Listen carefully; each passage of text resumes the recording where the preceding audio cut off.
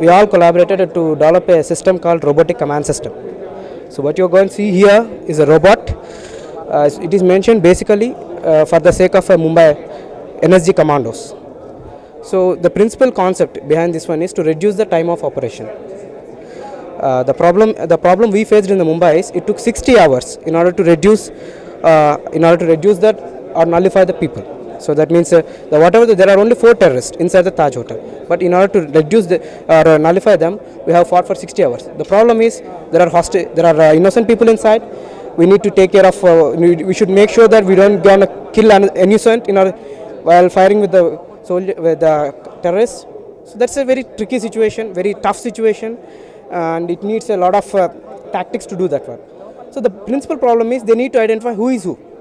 That means they need to go inside and they need to identify who is who. But at the same time, they need to safeguard themselves also. So that will make the operation very, very slow. So we thought, okay, let us use the robots. So in the world, there are a lot of people using the robots for this type of operation. But there is a principal problem inside. The problem is, if you send a robot inside, you need to control that by getting near to it. It's very difficult task because a commando cannot concentrate on controlling the robot. Instead of he needs to fire a bullet. So that's what we take. Okay, let us make something novelty for us. So we took the existing technologies and tried to this and that, and we came up with this one where a robot will be going inside. A commanding will be from the outside or from the Delhi or anywhere in the world. They can do that one, and the commando will be carrying a simple devices called Ometrics, with which they can be controlling and they can be getting the data from the commanding center, and using that data, they're gonna go for the operation. So this will entirely pace up the operation very faster, so that whenever the robo was injected into the situation, with not less than within 15 minutes, you're gonna start for the rescue operation. And the beauty of this concept is the commando doesn't need to know what is the building layout and other stuff. What he needs to focus is what is he is getting and what he needs to do. That's the 2-point formula. It took 1.5 years for us to develop the first prototype, and it is very of low cost. We thought, okay, if we make a robot of 1.5 crores, then it's a bigger issue.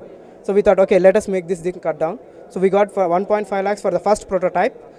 So if we nullified till now, if we control the reducing the cost, it will be a 1 lakh a military robot ready. So that's our aim.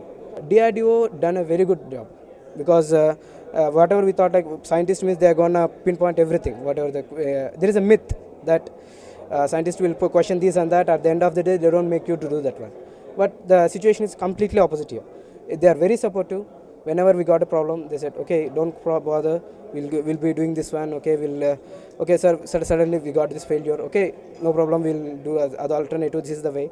So they worked along with us. They helped in each and every part of the project. So I'm very thankful for them, and we want to have their support in the future also for developing the artificial intelligence and other programs, to see that India will produce its own.